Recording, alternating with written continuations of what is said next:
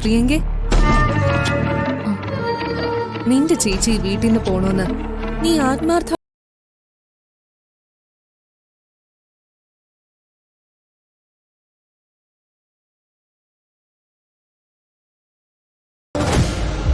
അവളിവിടുന്ന് പോകുമെന്ന് മാത്രമല്ല, പിന്നീട് ഒരിക്കലും കണിമംഗലത്തിന്റെ പടി ചവിട്ടില്ല.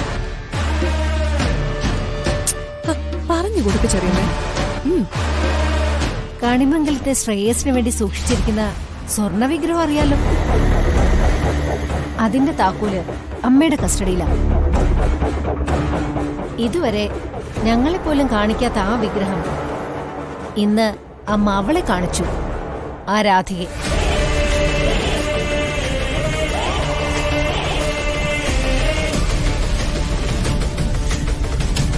അങ്ങനൊരു വിഗ്രഹം കണ്ട് കണ്ണു മഞ്ഞളിച്ച രാധിക അതും കൈക്കലാക്കി ഈ കണിമംഗലം വിട്ടാലോ?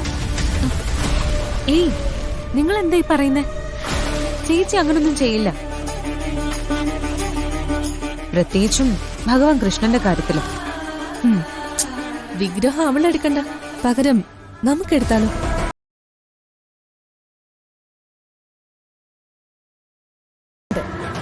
പക്ഷെ എല്ലാം കൃത്യമായിട്ട് വന്നാല് രാധിക ഈ വീട്ടിലുണ്ട്. ഒന്നിച്ചു നിന്ന അമ്മയുടെ അലമാരയുടെ താക്കോല് കണ്ടുപിടിക്കാം, ആമാടെ പെട്ടിയിൽ നിന്ന് വിഗ്രഹം എടുക്കാം. എന്തു പറയുന്നു? ചേച്ചി എന്നേക്കുമായി ഇവിടുന്ന് പോകുന്ന കാര്യമാണെങ്കിൽ എന്ത് കാര്യത്തിനും ഞാൻ നിങ്ങളുടെ കൂടെ ഉണ്ടാവും. വാക്കാണല്ലോ അല്ലേ? അതിന്റെ ഇടയിലെങ്ങാനും കാല് മാറിയ എന്നെ കുറിച്ച് പേടിക്കണ്ട ഏട്ടത്തി. കാല് മാറിയാൽ നിങ്ങളൊക്കെ എന്നെ എന്ത് ചെയ്യുമെന്ന് എനിക്ക് കൃത്യമായിട്ട് അറിയാം. എന്തായാലും ഇന്ന് വേണ്ട, നാളെ ആവട്ടെ.